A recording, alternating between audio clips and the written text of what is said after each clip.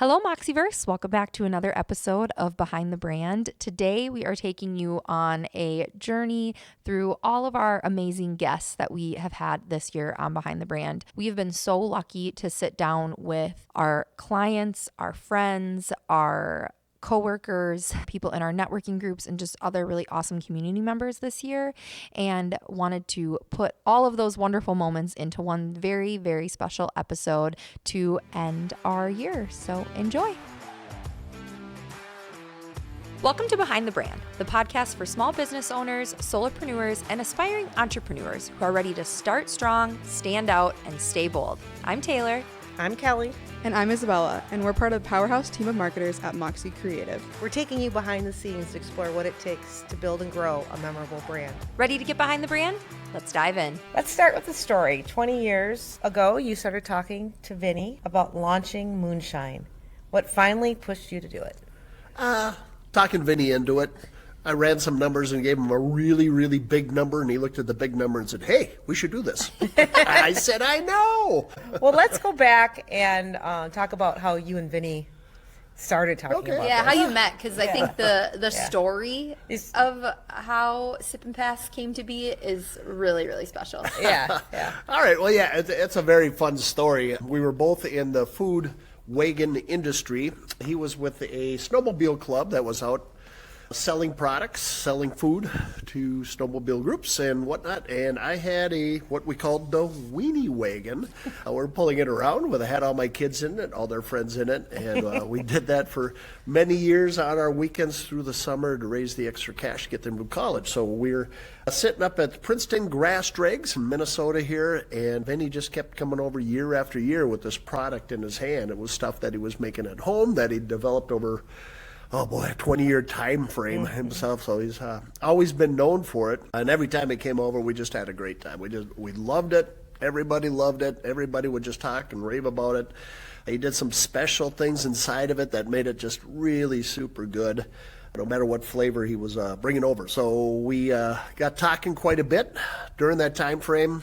And finally, just a couple of years ago, just got him to say, yeah, let's make a run with it. And we'll call it Sip and Pass Shareable Shine. And let's have some fun with it. Hopefully we can bring fun to other people across the nation with it. So it's a long history and a fun one, but we've had a lot of laughs through the way.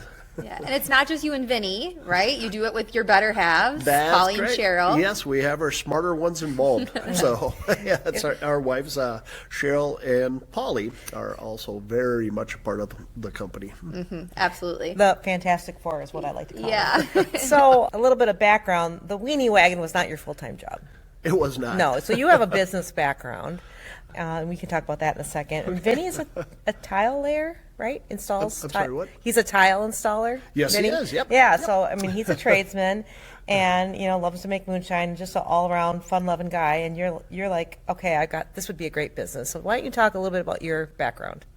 Well, my background, I have several businesses. I got 5 of them currently running right now. Holy cow! No, I didn't even know that. Yeah, right? What the heck? Yeah, different things, but I love entrepreneurship. I love everything it involves. Love talking to people about business. So eyes are always open, and I'm looking around to see, what's next or what's around the corner, something that would work and resonate with the general people out there. And this moonshine product that we found, and it just resonated with everybody.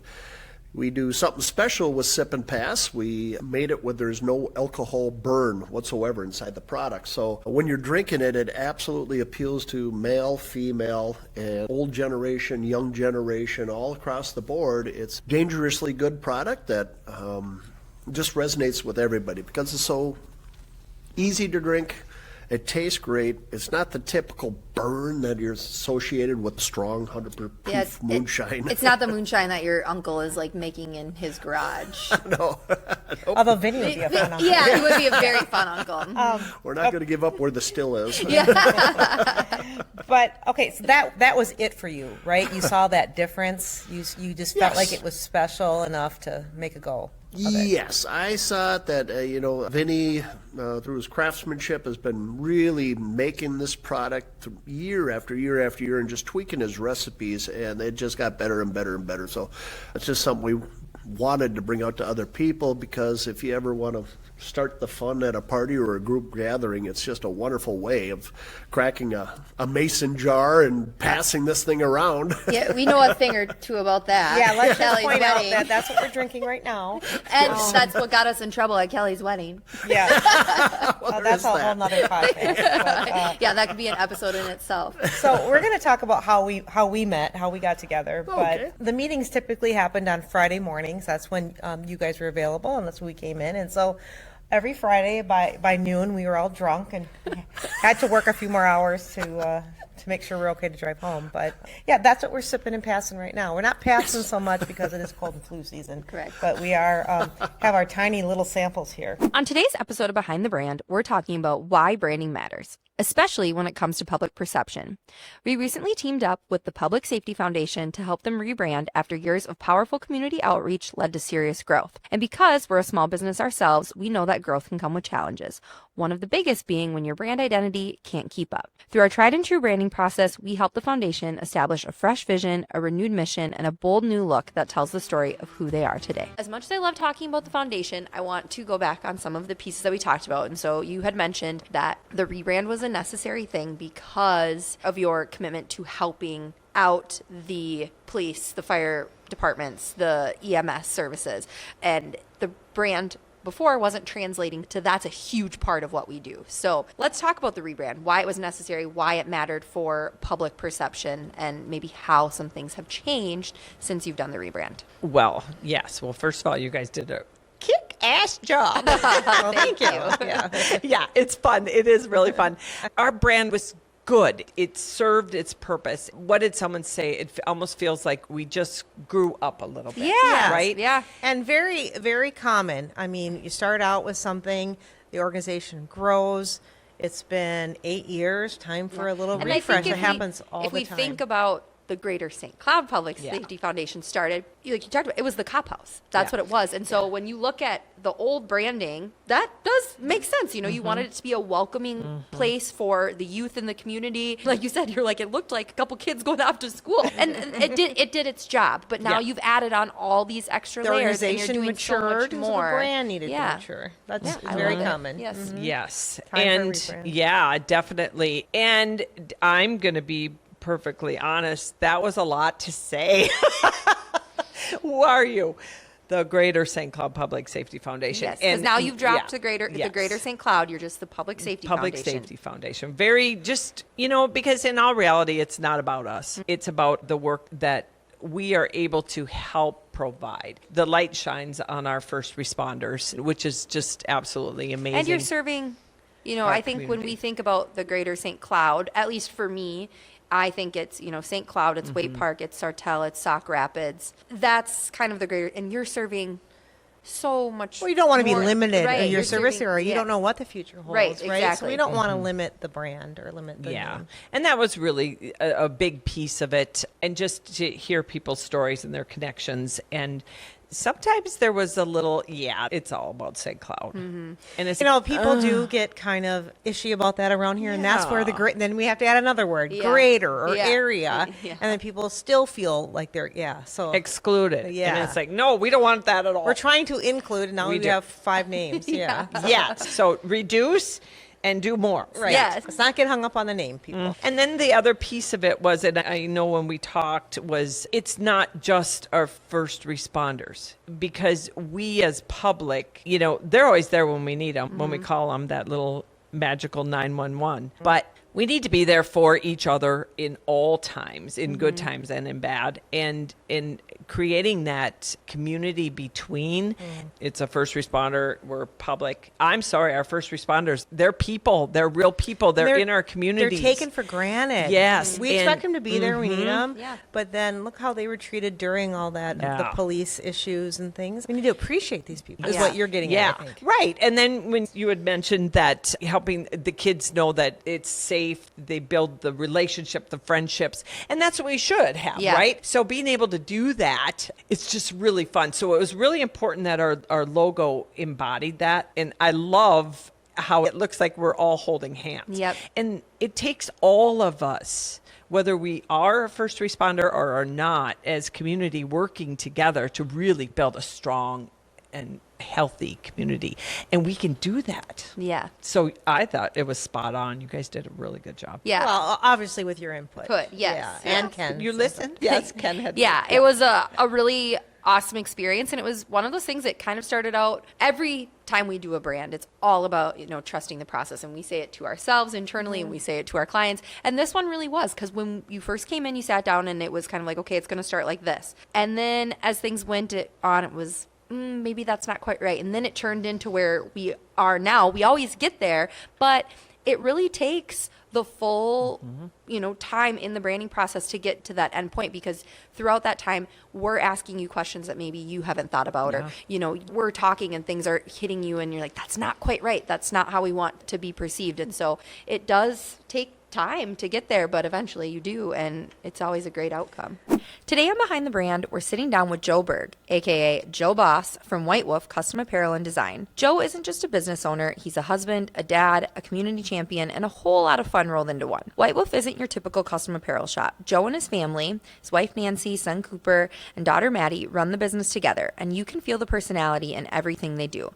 From fun Fridays to fully embracing a humanized brand voice, they've turned what could have been a typical shop into something that's engaging, approachable, and downright enjoyable to work with. I think that's a really awesome thing that you guys do. You are there for the small businesses, and as a small business in central Minnesota, we know there are a dime a dozen here. There's so many small businesses. And they're all struggling to grow. They're all struggling to do something. So we need to be able to offer an opportunity. Let's say you get spur of the moment and something happened with your order and you forgot that, Mackey's coming back and we need the 9th shirt, right? And you need it by tomorrow. Yeah. We need to be able to accommodate that without pushback, without expedited fees, without anything, because that's what we do. Yeah. That's the level of partnership that we want to be able to give to all of our customers. Yeah. That if we can do it, we can do it. Yeah, for But sure. then we get to have great conversations about when you say you're going to do something, what does that really mean? You can't let them down. No matter what happens, no matter if it costs us more, if one of our suppliers messed up, what does that mean? What kind of level? Because that's all you really have when it comes down to stuff is if you promise something's going to be done, it needs to be done. Yeah. Yeah. And that's part of the customer service mantra that we have been trying to talk about. Yeah. and Well, get better at. Yeah, that's part of your brand. That's the customer experience that you guys are Right. offering. So, And I know people feel like really connected to your brand in general, and it's awesome to see that. And even they come to you guys and look for you for a lot of newer things from you guys, and I feel like I love that aspect too. I mean, we even if you remember April Fool's Day, we put out a fake Joe stress ball, and people were literally calling to ask for it, to buy it. And so that's Did you just a make 'em? testament to, I said you guys gotta make these now. It's a testament to one, that people are looking for new things from you guys. Two, they're very engaged in your social and they're looking at what you guys are putting out. So yeah, it's awesome to see how engaged your audience is, because they love you guys so much, and they wouldn't love you if you didn't do a good job at what you do. So. yeah. Yeah. And that's for sure. and that's Fun Fridays. Exactly, Fun yeah. Fridays is not about really having fun. Fun Fridays is about thinking back, and every one of our departments need to push themselves in another direction, because our industry, your industry, every year they want something new. They want something that's going to separate themselves from their competitor, their neighbor, whatever, so that they get an opportunity. And if we're not pushing ourselves, there's no way that we can provide that type of service to our customers. Exactly. Right? Whether it's whatever it may be. Yeah, for sure. You saying that just kind of brought this up to me, promotional items, whether it's a t-shirt, a hat, a rally towel, like you just mentioned, that's all part of marketing and should be things that are added to your marketing budget. How do you guys approach that? How do you view promotional items as someone's marketing strategy? Well, most of the time we get an opportunity and we really don't get a discussion on what it's being used for, Sure. how you're going to use it, how does it encompass their all marketing strategy. We're not in that level of the food chain, right? I mean, that's the term I would call it. We just see as an opportunity to help them along. And if we can help them save money, if we can help them buy differently, if we can do it ourselves and keep it in-house and offer them lower purchase, quantities, quicker turnaround, stuff like this, that's the opportunity and how we take it. Yeah, for sure. I think what I'm trying to say is promotional items or branded gear, all of those things are part of branding touch points, right? So giving, whether your team is wearing it or you're giving it to someone else in the community, that is a way for others to experience your brand, or, you know, to see, I see White Wolf on your shirt. Oh, what's White Wolf? You know, can ask that. I mean, this legit, like, White Wolf looks like it's a golf brand. I love it. It's great. Well, like your tagline was, before we even like got started, it was like, get your brand noticed. Like, Yeah. that's the point. And like, that goes back to like when we were putting out the business cards on social media, and we were showing, like, I was specifically talking the caption, like, okay, these business cards, they look great, but they also are so sturdy. They're going to be something that when you hand it off to someone, like, they're going to remember this, they're going to keep it. They're not just going to trash it. It's not just going to get crumpled in a back pocket or thrown away. And from those posts alone, like, that got people ordering business cards. Like, that's kind of the whole thing, is it's getting your brand noticed and having something that really like stands out. So the last thing I want to touch on, because I feel like it is something that is important to you, or, you know, something that White Wolf is really trying to embrace, and it's something that we embrace here at Moxie, and that is community. So you are located in Little Falls, but you very much view, you know, the St. Cloud area as part of your community. You guys are involved in the chamber,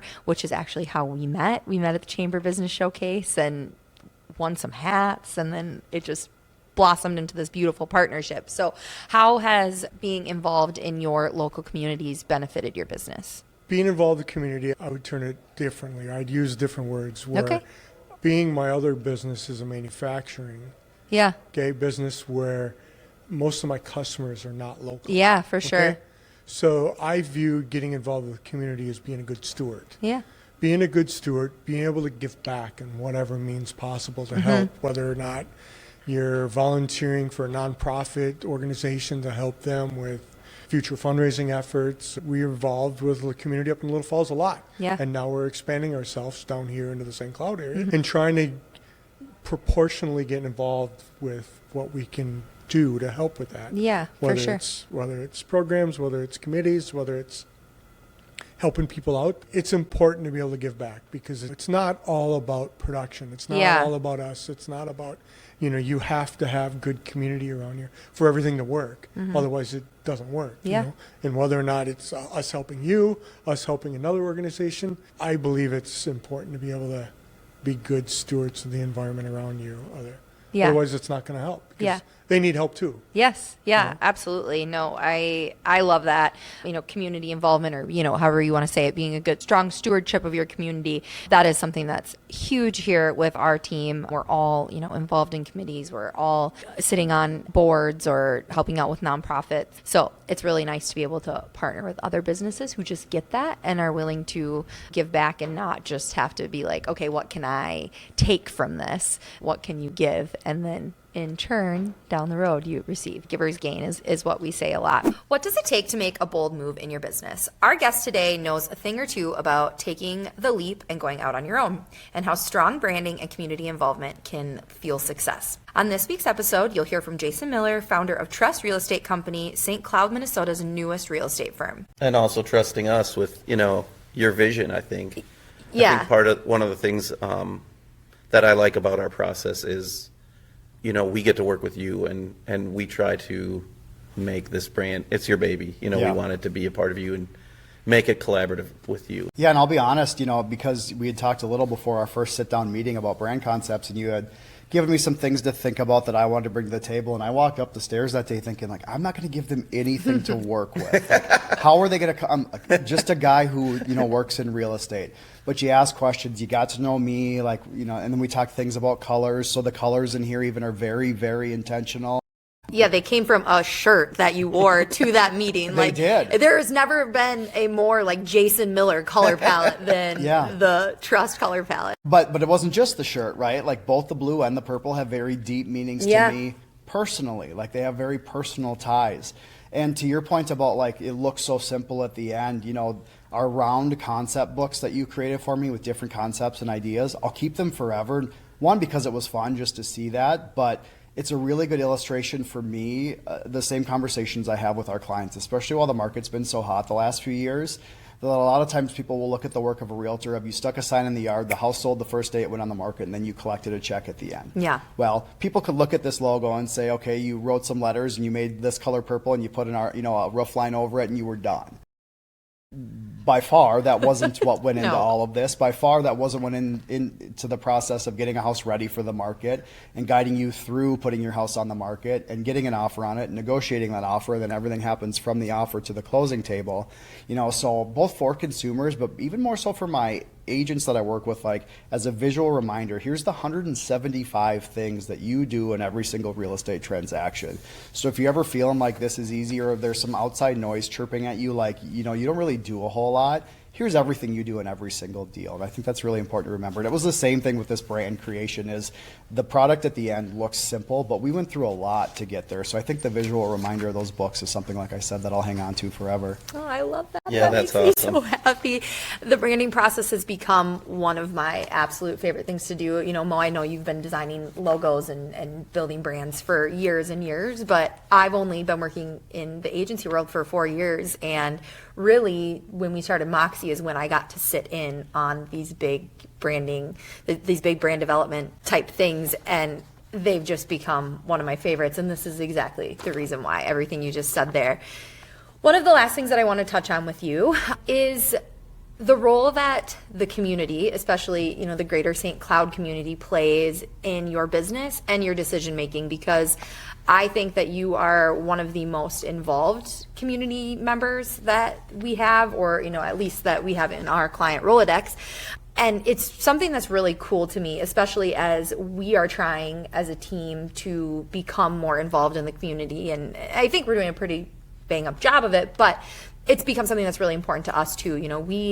We wouldn't be where we are without the support of our community members. I think you feel, a lot of the same there. So I just love to hear a little bit more about your experience and insight on that. Well, I'll prop up my industry as a whole first. There's statistics out there that show that realtors as an industry give back more of their time than any other collective industry out there. I just think by nature we're people.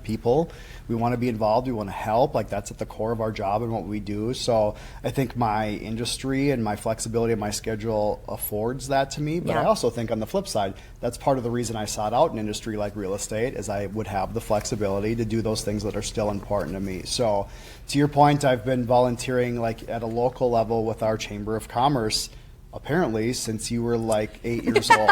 So I did the math this week, and I went to my first Friday morning chamber meeting when I was 21, which is in 2001. So I've been going for almost 24 years, or about 24 years. This community is so unique in that regard. So people who have never been to the Friday morning chamber, when they come for the first time, it's so fun for me to see it through their eyes, that there's this Friday morning monster that averages 130 people every single week, every single Friday. Was not prepared for that when we presented. I was like, and it's at 7 a.m. on a Friday, and Yeah. if you're not a morning person, like the energy that you come out of that meeting with. So, and I was fortunate enough to have chaired that committee, ironically, also during COVID. So I was the COVID chair of 2020 and 2021. So talk about the word of COVID of pivoting. We had to pivot and put that on a virtual platform to continue to make sure that it existed during COVID. So we were hosting Friday morning chamber COVID meetings with 100 people on the Brady Bunch Zoom screen. So that was a fun, unique experience that we can now laugh about that it's over. But it's been important. So again, growing up here, I was raised by parents who said, you don't have the right to complain about something if you're not involved in the process. Love it. So I watched my dad be involved with things at a very early age. He was involved in his industry at the company he worked for. He was involved in the school board where I went to school, at a private school in town. So he was just very involved in the process, and then felt like, okay, I can contribute. If I have a concern, I can raise that, but I'm now a part of it. I'm not just on the sidelines barking that you're not doing this and you're not doing this. So that was a pretty core value that was instilled in me from a very early age. So regardless of what I've done, I've jumped in with both feet. Like I said, I got involved in volunteerism at the realtor level, I think in my second year at the business, on our local board of directors. And now fast forward 20 years, and I'm on the board of directors again for our local association of realtors, the state association of realtors, and the national association of realtors, all at the same time right now. So those are national things I do, but locally, we've talked about some of the chamber stuff that I've done, which was really important to me. I've invested heavily my time and energy into the March of Dimes when they had a big presence in St. Cloud. Part of the reason that I carry the purple with me still. I just got looped into a new endeavor working with the Children's Museum downtown. Oh, I love that. I grew up up in a daycare house, so I've always had an affinity for anything that has to do with kids. So when the opportunity came and they asked me to get involved there, I said absolutely, even though mine are preteen and teen now. But that was exciting for me. I mean, I did like the Dancing with Our Stars event a couple of weeks ago. So if it's anything to kind of prop up Central Minnesota and put St. Cloud in a positive light, I'm first in line to do that, because I've lived here my entire life. And I tell my clients, like, one of the things about hiring me is I'm not going to list your house today and be gone in 2 years when you need help with something. Like, I'm not going anywhere. And I've got a lot of working years ahead of me, so you can count on that I'll be there today. And if you need help and if there's a problem, I'm going to be there for you. Yeah, I love it. When you think of the YMCA, you might picture swimming lessons, basketball courts, or summer camps. But the truth is, the Y is so much more than a gym. It's a cornerstone of community, connection, and leadership. Today, we're sitting down with someone who embodies all three, Jenna Kingsley, Fund Development Director at the St. Cloud Area YMCA. Jenna is the bridge between people, families, and opportunities at the Y, and works hard every day to make the organization one our whole community can be proud of. We'll dive into how the Y continues to evolve to meet the needs of our growing community, and of course, we're going to chat about one of our favorite annual events, the YMCA Promenade, and how we've had the chance to collaborate with Jenna and her team on marketing efforts that truly make a difference. Do you feel like this year was a success? Yes. Yeah.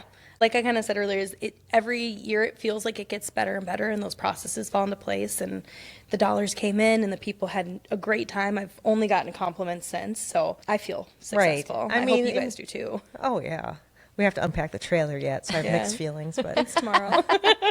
But I got, so over the weekend I had to clean my house a little bit, because I do a lot of it at my house. So I cleaned I cleaned 4 rooms last weekend. I got a couple more to go, but yeah, I had to put all the stuff away that was left over, because it's like that week my house was just a wreck because we were moving things.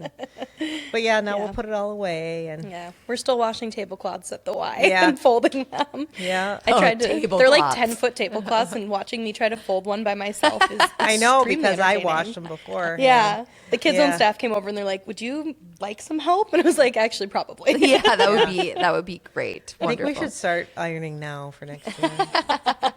But that was that's something we learned. I mean, Melinda's mom did great ironing the tablecloths. We Yeah, even had we had a little old volunteer. ladies ironing tablecloths. Brought their irons and ironing boards in, and they were in our conference room at the Y, prepping The us ones they 2 did? weeks before. Next year, they're going to start 2 months before. Yeah.